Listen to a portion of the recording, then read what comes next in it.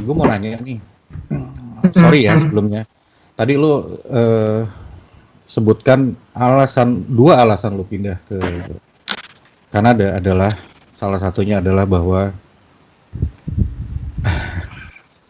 lu minum dulu grogi. Halo. Gue juga minum dulu kalau gitu. Iya sih.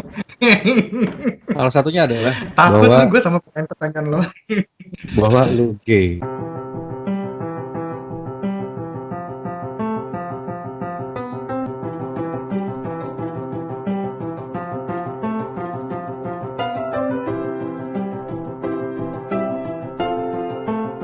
Dan lu menyadari itu dari kecil. Yes. Iya. Yeah. Dari umur Yeah. berapa? Dari umur That's right. 10 tahun.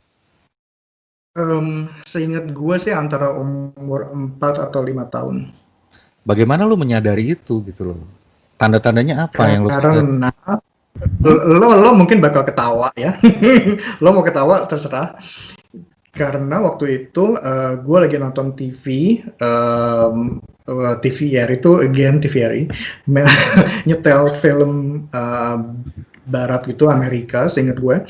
Terus jagoannya tuh telanjang dada. Terus dan dia tuh yang bodinya berotot itu dan badannya berbumbu dada gitu kan. Terus dari situ tuh gue udah langsung tahu, gue udah langsung tertarik banget sama dia, dan yang gue tuh mata gue nggak bisa lepas dari TV gitu loh.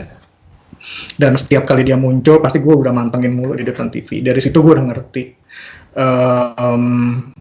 Tapi ya udah, akhirnya kan gue simpan aja di dalam kan. Makanya setelah gue lanjut SMP, SMA ya, yang kayak gitu sih gue tetap simpan aja di dalam gitu.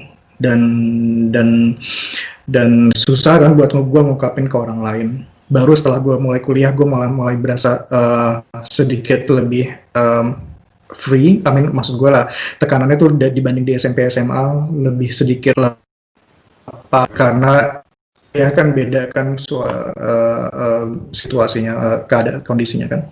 Itulah, kita udah lebih dewasa, kita udah lebih tahu diri kita sendiri. Apa karena lu pada saat kuliah itu lu menemukan teman yang sama? Bisa dibilang kayak gitu. Dan karena kan gue kuliah di UI di sastra, gue bisa lihat di, karena kan dengan kuliah gitu kan, gue ketemu orang-orang baru, gue ketemu orang-orang yang mungkin juga sama gue, dan ternyata memang sih ada yang sama gue, dan gue bisa lihat sampai sekarang pun kita masih kontak. Dan dari situ juga kita bisa mulai ngobrol-ngobrol kan, meskipun kadang-kadang kita juga masih jaim-jaim gitu karena masih bisa jaga jarak dengan diri sendiri. Tapi ya paling enggak dengan kuliah itu gue udah mulai lepas, lepas artinya adalah gue udah mulai bisa lebih terbuka dibanding sama saya SMP dan SMA. Saat SMP SMA itu lo ngerasain apa? Lo maksudnya lo minder atau gimana? Yang lo rasain apa?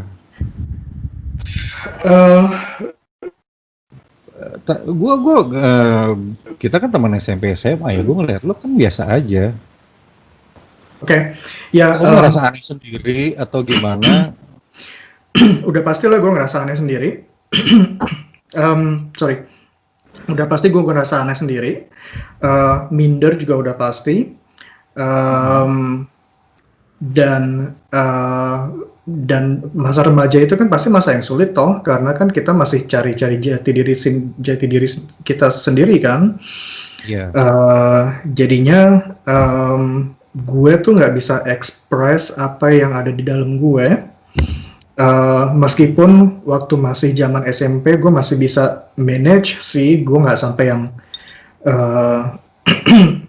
macam apa ya, kebawa stres dalam diri gue sendiri tuh enggak. Gue masih fun aja gitu loh waktu SMP. Tapi begitu SMA, mungkin karena kita udah mulai lebih dewasa dibanding SMP, dan again lingkungannya baru. Udah gitu ketambahan, ortu gue tuh pindah rumah waktu gue kelas 1, akhir kelas 1 SMA gue pindah rumah kan, jadi rumah lebih jauh di Depok dan gue harus pergi ke Cawang, eh, yang nambah stres gue juga buat nempuh jarak jauh dari rumah ke sekolah.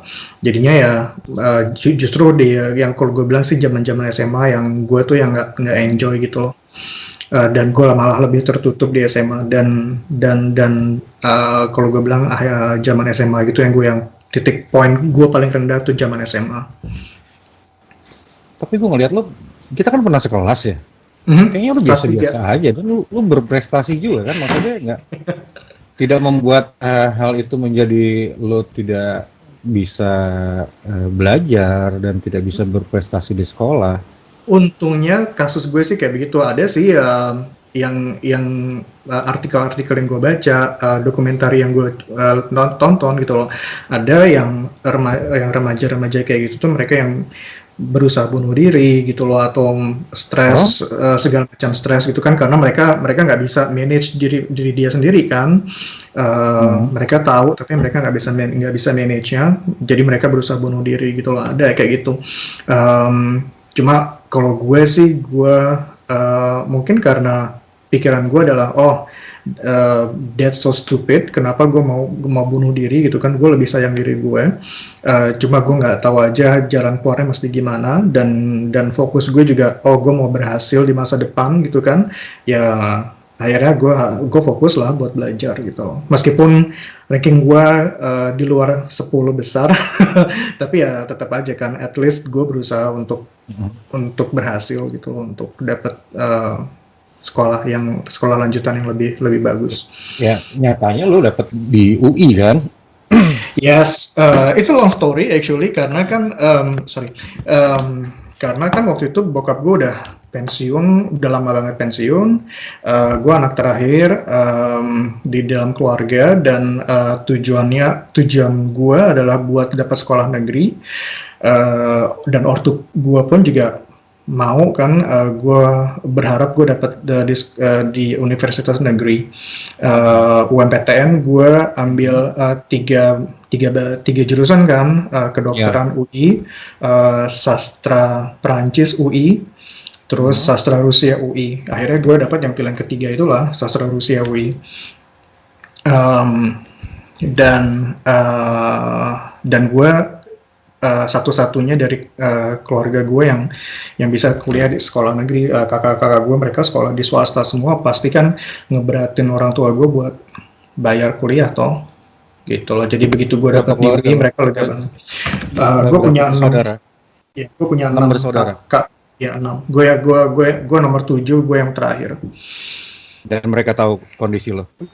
Sorry. Waktu SD gue inget sih, lo koneksi sinyal putus.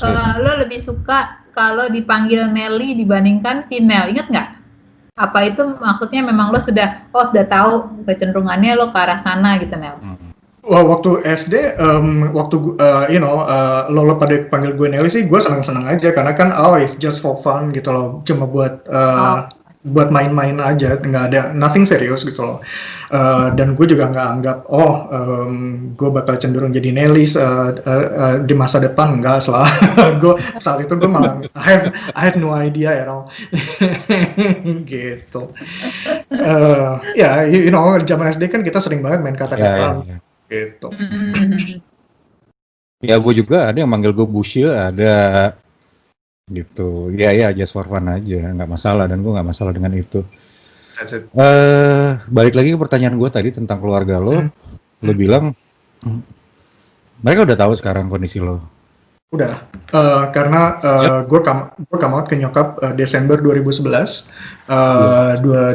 Pas gue lagi telepon nyokap, terus ya gue bilang aja, akhirnya sih nyokap nanya kan, karena waktu itu mau akhir tahun segala macam, kamu ada plan apa segala macam gitu kan, rencana buat tahun baruan segala macam. Terus saya bilang aja, aku tinggal di rumah temanku, dan dia teman spesial gue. Aku yang bilang sih gue kasihnya ide ke nyokap, itu teman spesialku, spesial. Mhm. Dan nyokap ngerti gitu loh, dan nyokap sih akhirnya cuma komen, oh pantesan ibu nggak pernah lihat kamu jalan sama perempuan gitu. That's it. Dan setelah itu nyokap bisa terima dan nggak masalah. Dan nggak pernah dibahas lagi setelah itu.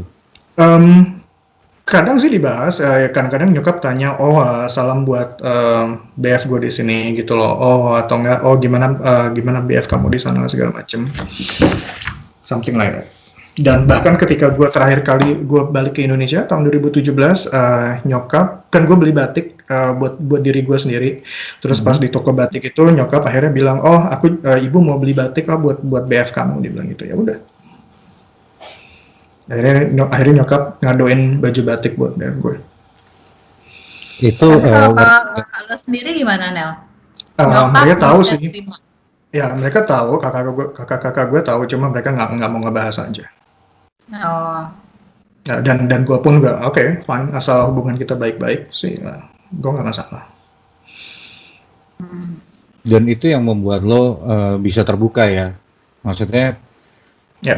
ini gue buat video ini kan atas seizin lo juga. Maksudnya gue buat pertanyaan-pertanyaan yang lebih dalam tentang orientasi seksual lo sekarang ini kan karena lo sudah memberikan izin. Artinya lo sudah terbuka. Ya. Karena mungkin dari keluarga lo juga sudah terbuka, sudah bisa menerima lo dan tidak ada tekanan dari keluarga. Sorry, gue harus potong. Bukan karena keluarga gue akhirnya gue bisa kasih izin ke lo, tapi justru karena dari dalam diri gue sendiri. Nomor satu adalah acceptance, self acceptance. Jadi yang bikin gue berhasil adalah gue harus accept diri gue sendiri, dan itu yang paling penting.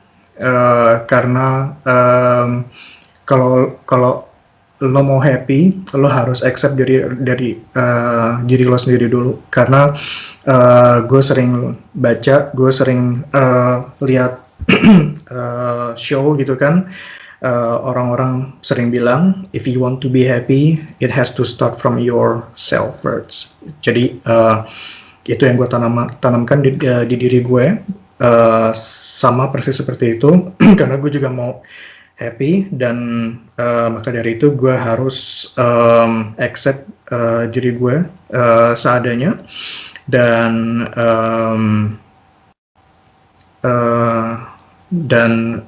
untuk itu gue bisa lebih bahagia sekarang karena gue udah accept diri gue sendiri.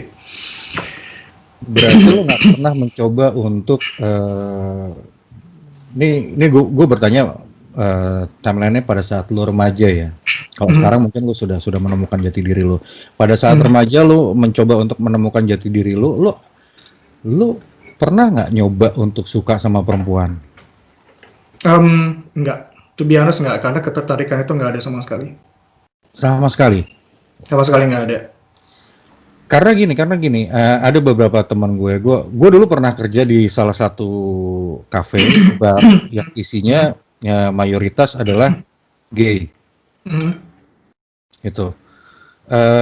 Gue banyak diskusi sama teman-teman gue, dan mereka juga cerita bahwa kebanyakan dari mereka dari suku-suku tertentu yang sangat ketat masalah keluarganya.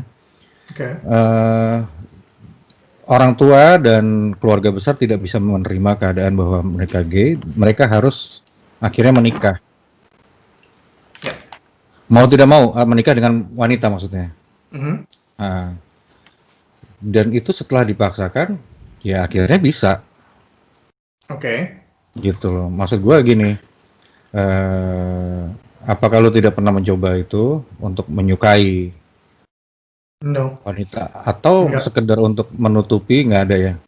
No, karena gue tuh orangnya belak-belakan banget, dan gue nggak suka sama orang yang ngomong di belakang gue, ataupun gue suka nutup-nutupin diri gue. Kalaupun gue dulu tertutup karena itu tuntutan dari tuntutan sosial buat gue nutup diri gue sendiri. Tapi seperti yang gue bilang tadi, pertama ketertarikan dengan wanita itu nggak ada. Jadinya ya udah, gue nggak nothing to lose kan. Dan seperti yang lo bilang tadi, lo tahu beberapa orang yang karena tuntutan sosial akhirnya mereka harus married dengan wanita. Yes, I know that very well. Dan sebetulnya justru gue nggak suka sama mereka yang nikah sama perempuan, karena gue tahu pun ada dari mereka yang udah menikah dengan perempuan tapi mereka masih main dengan laki di luar pernikahan. Dan gue nggak setuju banget. Gue sama orangnya kayak begitu, gue justru nggak respect banget. Karena buat apa lo married dengan perempuan, lo punya keluarga, punya anak, tapi lo masih main dengan laki-laki di luar. Gue orangnya nggak kayak gitu banget. Gue suka sama laki-laki, that's it. Gue nggak akan pretend, gue nggak akan pura-pura gue suka perempuan. No, that's it. Was the point exactly, because karena kalaupun gue married itu cuma buat nutupin status sosial gue doang. Gue cuma buat bikin orang tua atau keluarga gue happy. Gue buat nutupin, oh ya final married sekarang gitu loh. For example, lo nggak tahu kan kalau gue gay gitu loh. Oh final akhirnya sekarang married, whatever. Itu buat nutupin juga gimana kondisi gue ke lo dan Lintang. No, gue orangnya nggak kayak gitu sama sekali. Gue orangnya apa adanya. Terima gue apa adanya, atau kalau lo nggak bisa terima gue, fine, gue nggak ada masalah gitu. Balik lagi ke masa remaja, itu kan masa-masa puber ya. Ya. Di SMP, SMA, siapa yang lo sukain? Bahaya nih kayaknya. SMP sih gue meskipun gue akuin kan ya, gue nggak pernah ada ketertarikan, cuma sama sekali. Cuma ya namanya kan waktu SMP. Cowok. Kita bicara cowok. Oh. Well. Pasti. Ada dong. Kan masa puber. Well, dulu sih ketertarikan cuma karena fisik doang kali ya. Dan menurut gue ketertarikan gue waktu physically only waktu SMP itu Anggoro Adi. Sorry Anggoro.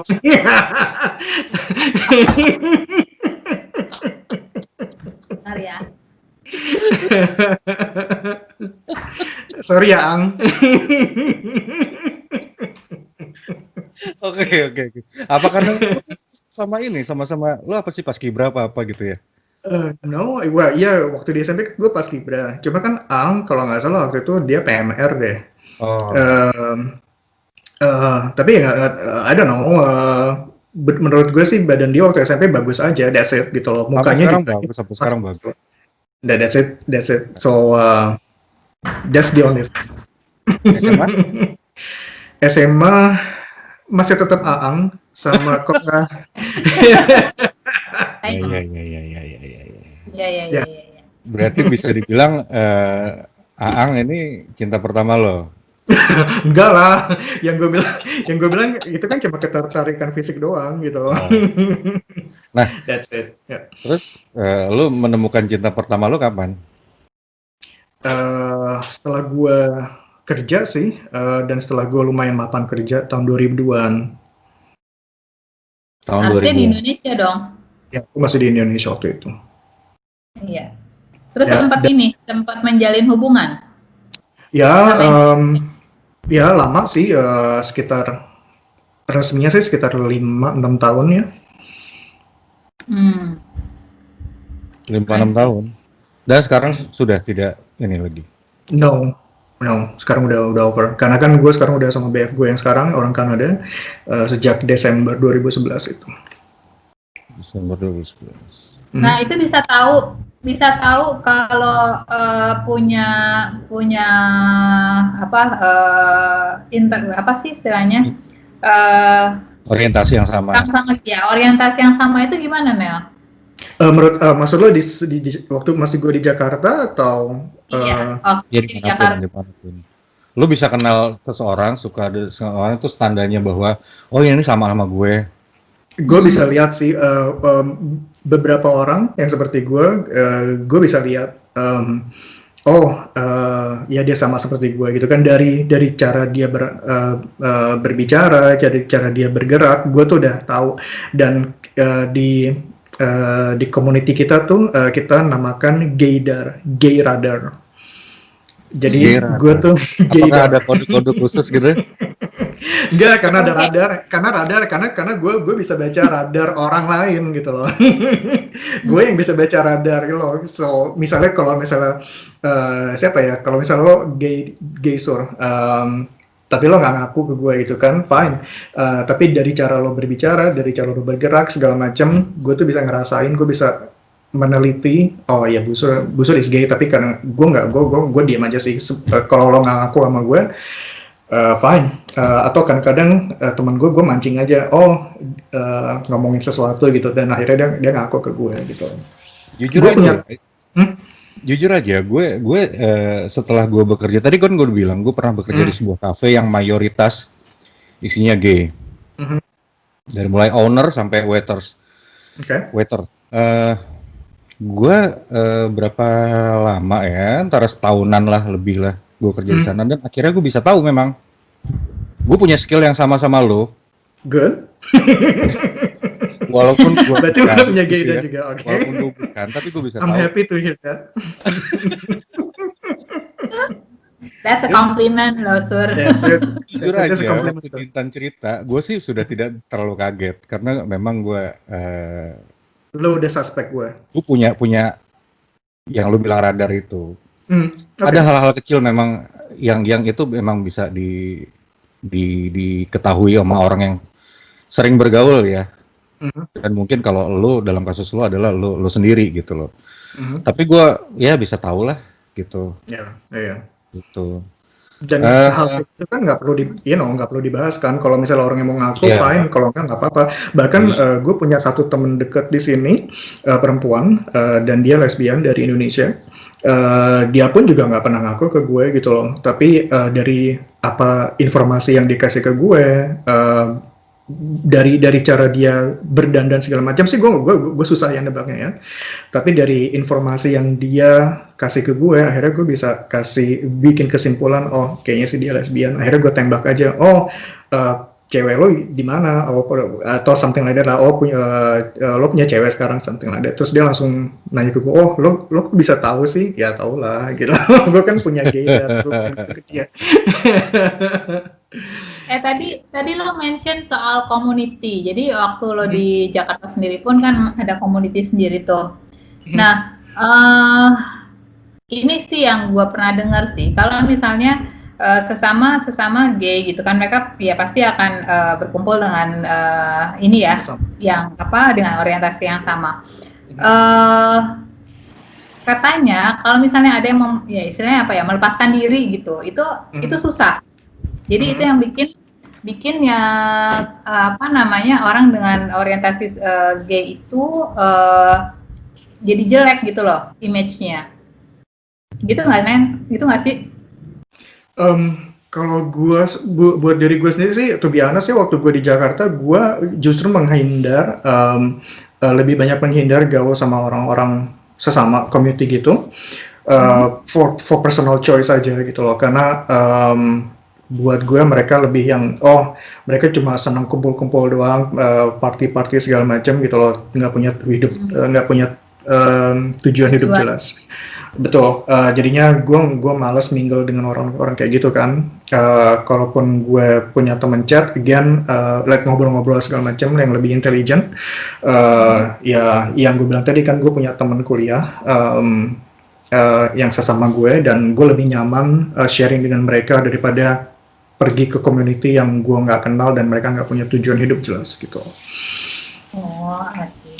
Ya, tapi kalau community di sini, tentu aja ada community seperti choir gitu loh, grup paduan suara. Di sini gue join grup paduan suara itu, yang mereka bentuk sekitar 30 tahun lalu, dan itu cuma untuk tadinya sih dibentuk untuk menyalurkan talent, bakat dan keinginan para gay di Montreal buat bersosialisasi tapi juga sambil fun nyanyi bareng-bareng gitu loh. Tapi sejak beberapa tahun terakhir, I would say mungkin sekitar 10 tahun terakhir, mereka sekarang udah terbuka buat normal straight men. Jadi laki-laki normal pun boleh gabung di grup choir kita. Everybody has no issues. Kalaupun si straight man dia mau join di grup choir kita, itu pilihan dia sendiri. Bahkan yang sering adalah, si straight man ini mereka tahu kalau grup choir kita tuh bagus dan dia pengen join gabung sama kita. Dan kita pun juga nggak nutup kan diri untuk kita cuma terima gay doang, nggak, kita juga terima straight man gitu loh, atau bisexual, we don't care. To be honest di sini yang gue suka dari orang-orang di sini mentalitinya adalah gue nggak peduli lo gay, lesbian, transseksual, bisexual, asal lo orangnya respect ke orang lain, fine. Dan lo nggak ganggu, lo nggak usil sama orang lain, lo nggak rese, fine. Gitu loh, itu yang gue respect banget sama orang di sini, dan itu yang bikin gue betah tinggal di sini. Mungkin gini, Nel, gue melihat kenapa di sana bisa diterima ya. Koreksi gue kalau gue salah. Gue menganggap bahwa kaum gay di sana di Kanada itu lebih bisa diterima oleh masyarakat, sedangkan di Indonesia tidak. Gue melihatnya begini, kaum gay di Indonesia tuh ada yang, yaitu kayak Dintan bilang tadi, kalau kita udah masuk ke satu kumpulan atau bersinggungan dengan mereka akan mencoba memaksa untuk tetap di sana, atau kalau kita straight, kita akan coba dipaksa untuk merubah orientasi, gitu. Jadi kalau gue bilang sih norak ya, maksudnya gini, mereka minta eksistensi mereka diakui, mereka minta tidak diganggu, mereka minta untuk pilihan mereka dihargai, tapi mereka tidak menghargai pilihan orang lain untuk normal gitu loh. Mereka mengganggu-ganggu, mereka memaksa, mereka bahkan ada yang sampai memperkosa kayak gitu. Mungkin itu yang membuat di sini lebih susah diterima dan jatuhnya jadi kriminal. Kalau di sana berbeda atau ada juga kasus kayak gitu? Enggak lah, justru to be honest dan to be frankly, gue nggak suka dengan praktis yang kayak gitu di Indonesia, karena itu bikin jelek komunitas gay sendiri. Pertama, kedua, orang-orang yang maksa-maksa itu nggak respect orang lain kan, karena mereka maksa orang lain buat berubah gitu loh. Gua nggak bakal ngelakuin itu ke orang lain, karena again itu pilihan masing-masing orang sendiri. Dan di sini nggak ada yang praktis kayak gitu, sama sekali nggak ada. Kalaupun ada orang yang jadi gay itu karena pilihan dia sendiri gitu loh. Gue sih tahu beberapa orang di sini yang dia pernah married sama perempuan, mereka sempat punya anak, tapi akhirnya yang laki-lakinya mutusin, gue sekarang lebih tertarik sama laki-laki, jadi gue jadi gay aja gitu loh. Tapi dia tetap maintain good relationship dengan anak-anaknya dan dengan istrinya. Mereka cerai, tapi mereka tetap jaga relationship. Sama aja dengan perempuan pun juga gitu, mereka married, perempuan itu married dengan laki-laki, dan akhirnya dia sadar, gue ternyata lebih suka sama perempuan. Akhirnya dia mutusin jadi lesbian, dia divorce, cerai sama pasangannya, sama suaminya, dan dia sekarang sama in relationship dengan perempuan gitu. Same thing again dengan bisexual, sama aja. Gitu loh. Jadi nggak ada yang paksa-paksaan di sini, karena again orang di sini tuh sangat respect dengan sesama orang lain. Dan kalaupun lo maksa-maksa gue, artinya lo udah attack personal gue, lo udah attack privacy gue, dan itu nggak banget di sini, nggak boleh. Itu udah nilai di sini kayak begitu. Beda berarti ya dengan Indonesia. Beda banget. Mentalitinya memang beda banget. Iya, makanya gue juga lebih nyaman di sini. mengenai regulasi sendiri, pemerintah di sana gimana mengizinkan untuk pernikahan sesama jenis atau gimana? Oh, Kenapa actually ya, Kanada? ya. Tadi sebetulnya ketika lo ada masalah teknik dengan connection lo, Dintan sempat nanya gue sih tentang masalah itu juga. Jadi Hmm. um, same sex marriage di Kanada udah legal sejak tahun 2005. Hmm. Oke. Dan Dintan juga sempat tanya, oh gimana dengan gue dengan BF gue sekarang gitu kan, dan gue share ke Dintan kalau dari awal kita jadian itu kita udah discuss masalah-masalah basic seperti gue dan BF gue masing-masing mau punya anak atau enggak, ada keinginan punya anak atau enggak. Itu udah kita discuss sejak awal gitu loh. Dan untungnya kita berdua mutusin kita nggak mau punya anak. Fine, so it's done, right? Kedua, kita mau married apa enggak gitu loh, meskipun same sex marriage udah legal di sini. Tapi kita berdua mutusin kita nggak mau married. Cuma buat, buat kita wedding atau marriage itu cuma on paper doang sih, cuma di atas kertas aja. Jadi nggak penting. Yang penting adalah yang satunya bisa membahagiakan yang lain dan sebaliknya. Karena buat gue dan buat pasangan gue adalah when you are in a relationship. Kalau misalnya udah dalam satu hubungan dengan seorang pasangan, dua pihak itu harus sama-sama bahagia, sama-sama punya posisi yang fair gitu loh, yang sama. So basic gue to be in a relationship adalah it has to be equal and it has to be fair and everybody has to be happy. Oke. Yeah, as simple as that. And I don't know. Aku iri. Aku iri untuk mencari yang membahagiakan. Nanti gue bantuin cari datang. Jadi lo sama apa nyebutnya BF ya? Sama BF lo tinggal serumah sekarang? Ya. Tinggal serumah ya?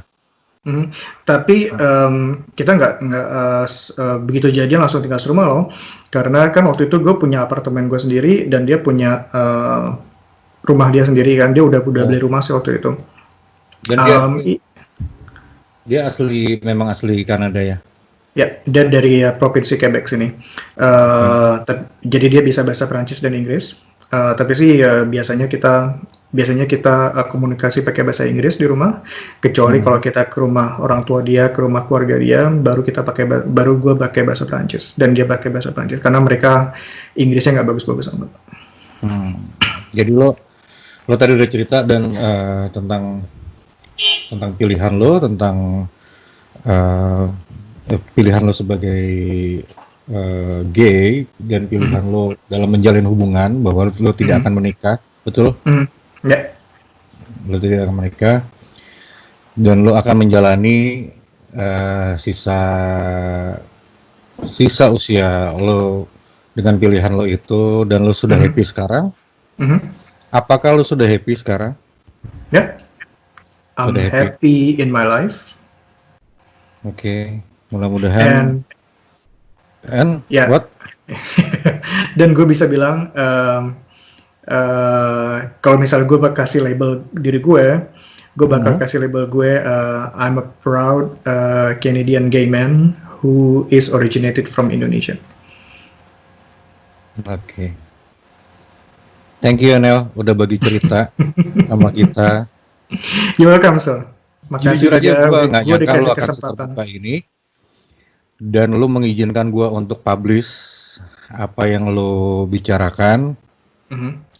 Jujur awal gue kontak lo, gue tidak berencana sama sekali untuk membicarakan masalah ini, gitu loh. Gue hanya tertarik dengan kenapa lo pindah ke Kanada, makanan alasan ini, dan alasan ini pun yang akhirnya kita bahas menjadi satu segmen sendiri. Oke, makasih banyak waktunya. Udah malam ya di sana, udah jam 1:30. setengah tiga. Malam atau pagi. Setengah Ya. tiga.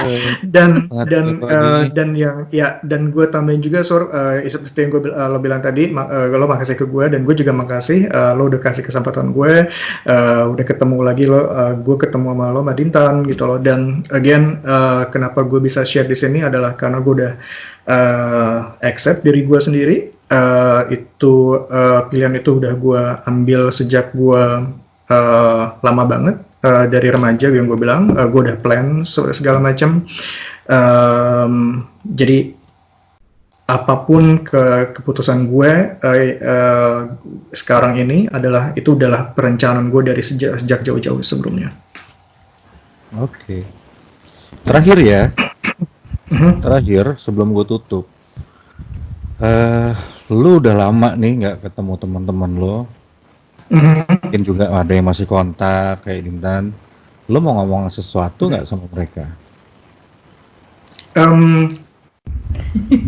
Orang-orang tertentu atau semua in general? teman kita. General boleh, terserah lo. Orang Indonesia lebih general lagi. Lu punya apa? Lu punya yang ingin lo sampaikan? Apakah ya apa aja lah. Oke. Yang ada di pikiran kepala gue sekarang adalah Vano. Siapa? Vano. Vano teman kita di SMP 20, Elvirgis Ventivano. Oke. Ingat nggak? Ingat, gue pernah ketemu. Masih keep kontak kok. Oke. Alright. So, gue ingat nggak dulu zaman TPI baru diluncurkan. Itu kan sekitar zaman kita masih di SMP kan. SMP, iya. Terus di SMP itu ada guru bahasa Inggris yang namanya Bu Breina. Nah, anaknya Bu Breina itu baru pulang dari Australia dan dia baru dapat job di TPI buat bikin program bahasa Inggris di TPI.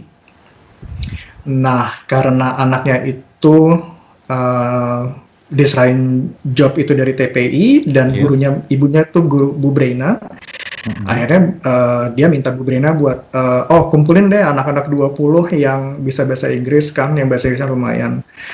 Ya udah, gue akhirnya dikumpulin, Vano dikumpulin, gue nggak inget lagi anak-anaknya siapa aja. Kalau nggak salah sih Arifah juga ada, yang cewek-ceweknya gue nggak inget, to be honest. Terus akhirnya yang kepilih buat masuk di TPI itu episode pertama cuma gue dan Vano karena mereka cuma cari casting 2 cowok dari SMP 20. Terus kita akhirnya syuting di Al-Azhar dan ada pemain-pemain yang juga tambahan dari Al-Azhar ternyata gitu loh. Dan gue syuting di sana tuh sekitar seminggu sama Vano. It was a fun experience. Mungkin seandainya gue bisa muter waktu lagi sih, to be honest, penampilan gue nggak bagus-bagus amat dan gue malu pas gue melihatnya. Vano malah lebih bagus daripada gue. Terus that's it. Abis itu ternyata karena capek syuting, ya udah, gue sempat sakit gitu kan karena pulang malam gitu kan. Gue nggak biasa pulang malam, pagi udah sekolah lagi sampai siang lanjut lagi buat syuting gitu kan, seminggu nonstop. Dan abis itu gue nggak ada lanjutan lagi kan. Gue pikir udahlah cuma satu episode doang, fine. Ternyata setelah gue lulus kuliah atau pas gue udah kerja, nyokap gue ternyata baru sharing, gue nggak tahu nemunya gimana gitu kan, awalnya gimana.